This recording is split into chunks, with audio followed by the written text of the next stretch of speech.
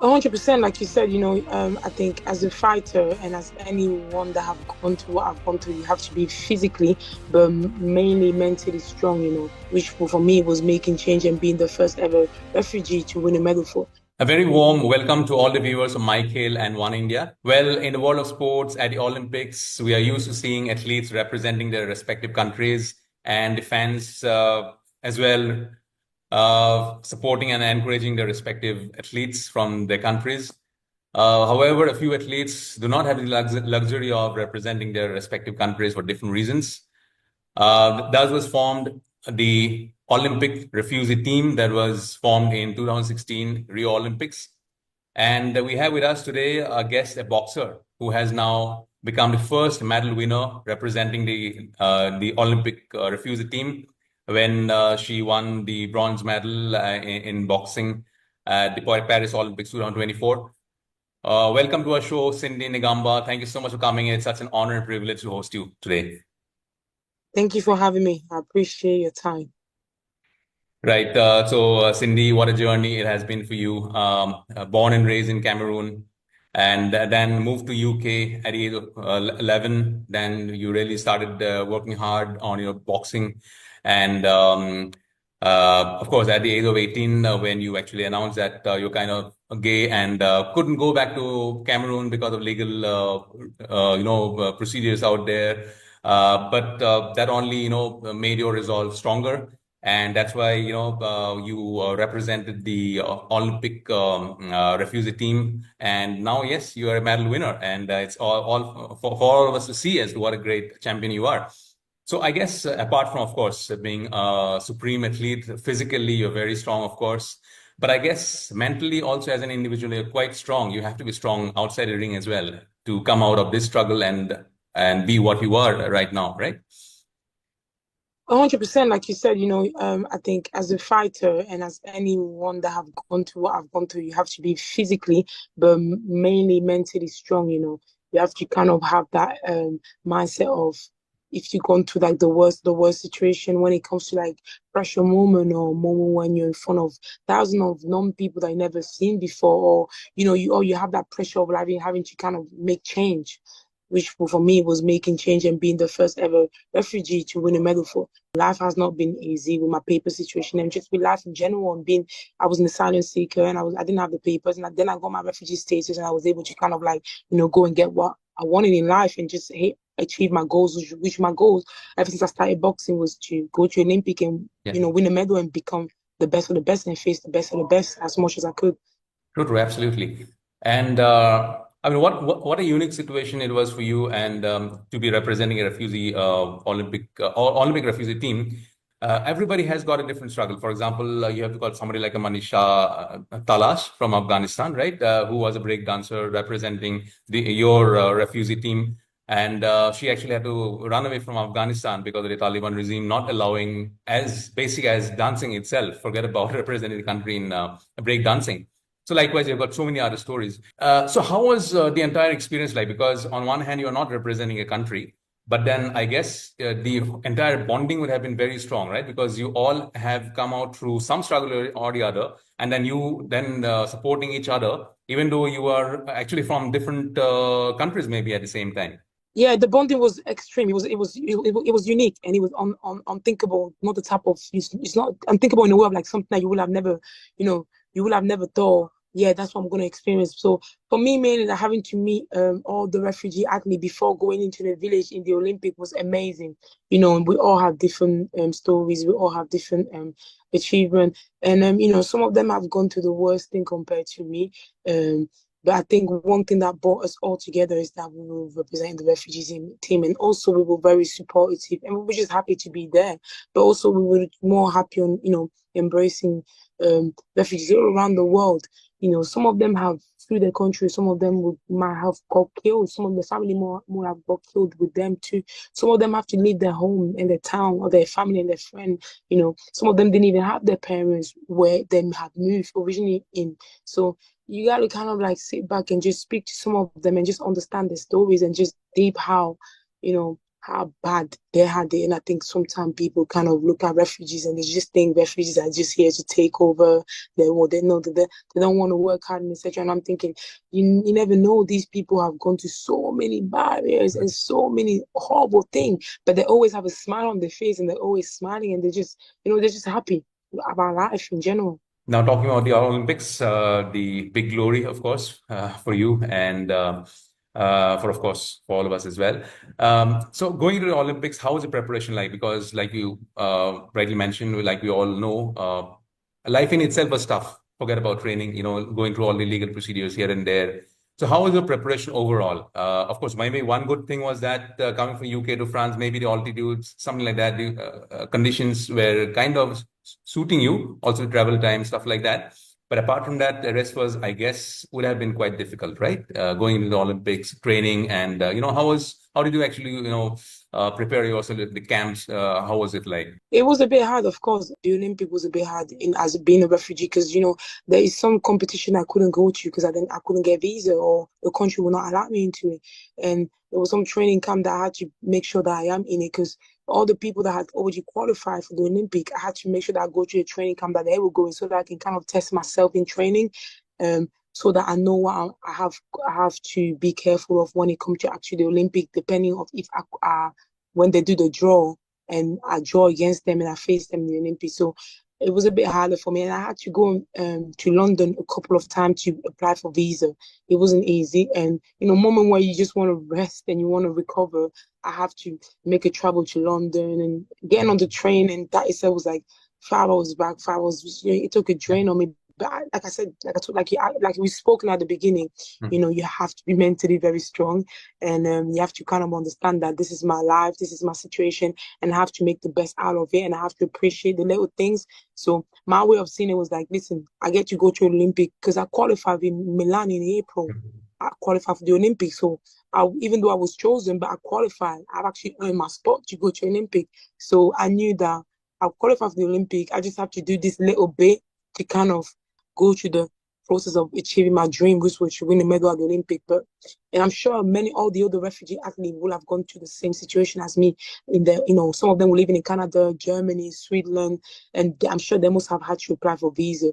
And the refugee communities, the refugee organization must have had to apply for visa for them because refugees any refugees that goes to Paris need a visa. So you kind of have to apply, and also you have to make sure that the visa that you have got, is it extended or is it a short visa? Because you have to make sure. And then when you apply for long visa, it takes longer time. Yes, it takes longer time. They're going to ask you, why are you going to that country for that long time? Why are you going to do that? So you have to give them as many evidence to why you're staying for that long. And so it's not easy, man. It's not easy. There's a lot of work that goes into it.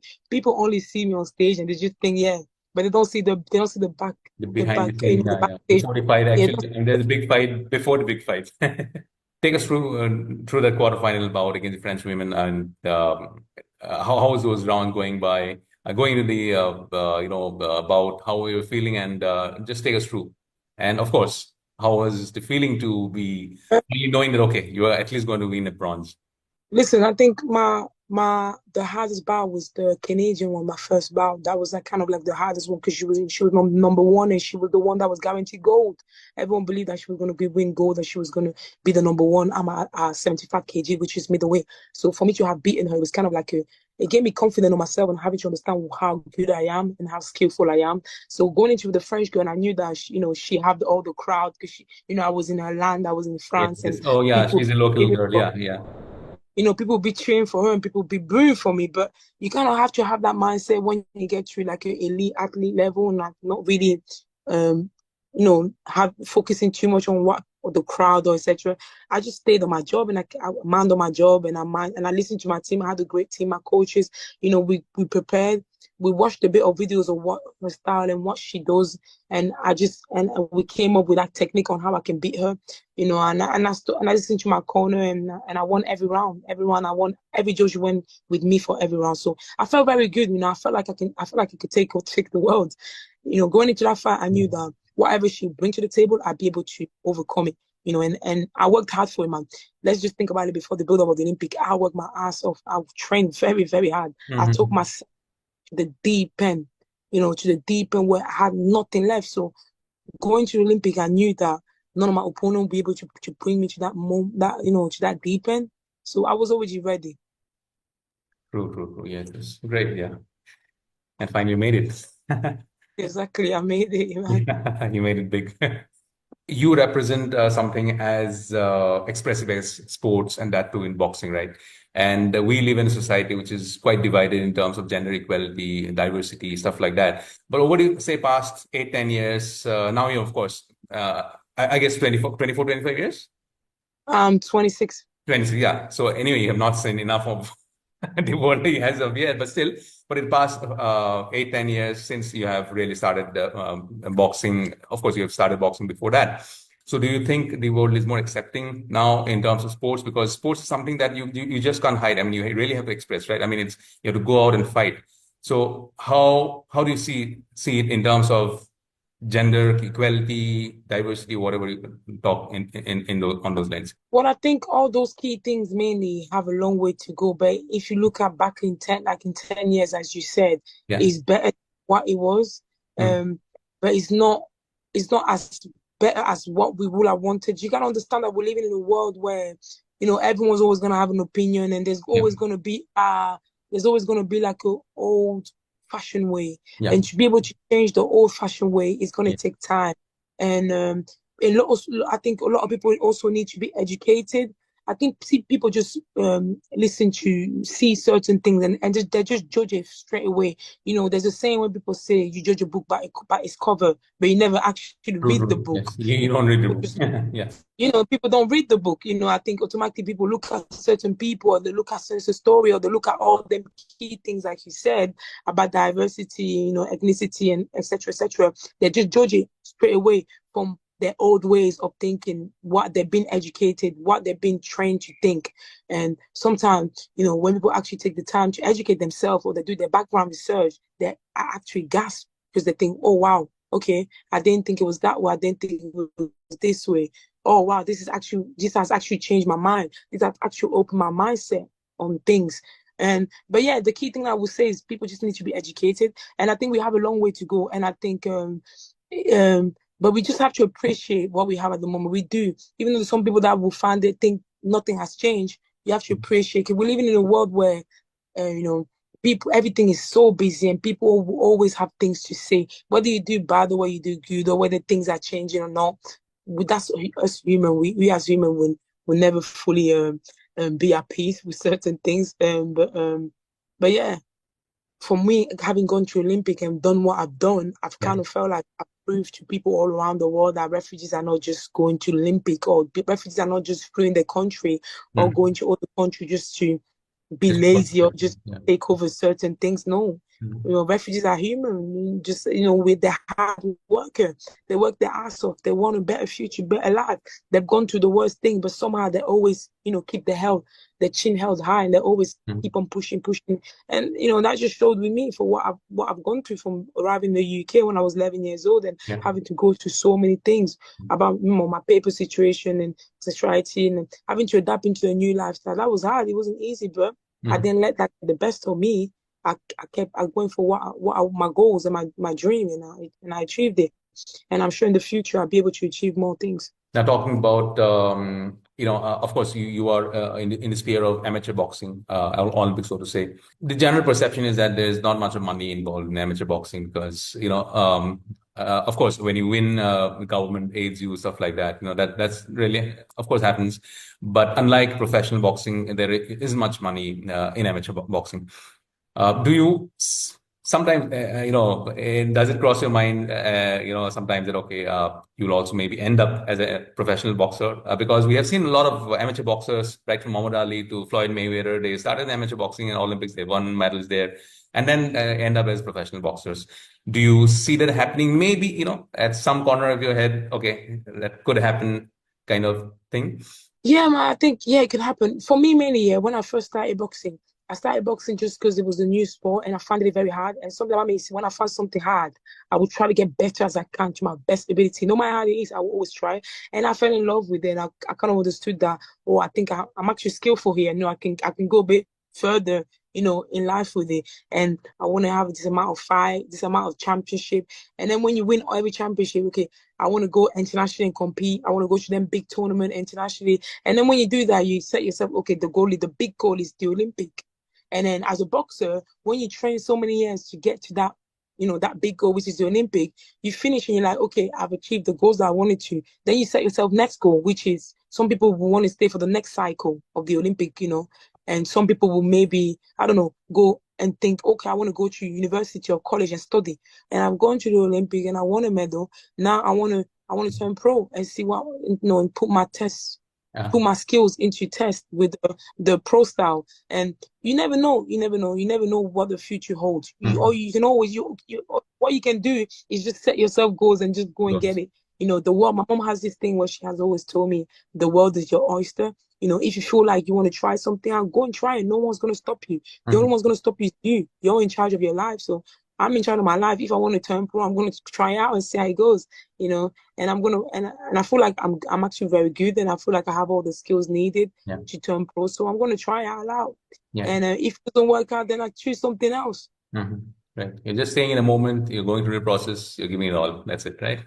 And now, asking about your training schedule, how typically, how does your training goes by? Of course, when a tournament comes by, you'll train more. Maybe, I mean, you space it up. But generally, what's your training schedule like? On a typical day when you're in a training and kind of. So my typical training in a day, I mean, if you go in a week, is I train 3 times a day. I wake up at 6:30 in the morning. I do a bit of stretch, and then I get ready to go on the track running. We do sprint, and we do long distance. Just more explosive running, not explosive running, because I think my style, I'm more of like explosive boxer. So we do explosive long short run, but like we do 3 minute 3 threes. So how fast can you run? How many laps can you do in 3 minutes, basically? And then my second session is usually pads. And my boxing session, I usually it depends on what I do. For pads, we usually do 1 hour on the pad, and then my evening session, my last session of the day, is sparring, which I might do it about 1 hour and a half, depending on I spar, and then I go on the bag, and then I shadow box, and then I just I stretch and I go on the sauna. I just recover. But I train about, when I'm getting ready for a fight, I train about 6 times a week, and 3 times a day. I live and breathe it, man. You live and breathe it. Boxing is a very hard sport, so you have to make sure you have to make sure you're well conditioned. And I have about two I lift weight about twice every week. Okay. Right. Lift weight is training condition. I do training condition on Wednesdays and Mondays. Yeah, I mean, boxing is also not only about hitting, right? It's also about getting punched, right? Because I think some people sometimes watch boxing, they're like, how come someone hit you and you're okay with it? But I think because you can't understand that we condition our body. So, Cindy, can we have a few rapid fire rounds now? What does that mean?